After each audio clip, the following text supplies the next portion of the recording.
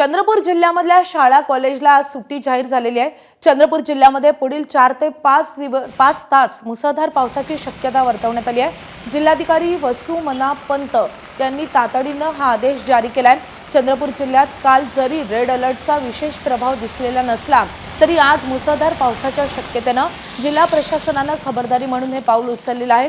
तर पुढचे 4 ते 5 दिवस अतिशय महत्त्वाचे असतील, कारण पुढचे 4 ते 5 तास हे अतिमुसळधार पावसाची शक्यता वर्तवण्यात आलेली आहे।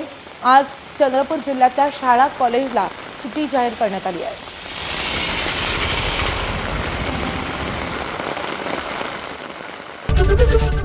एबीपी माझा, उघडा डोळे बघा नीट।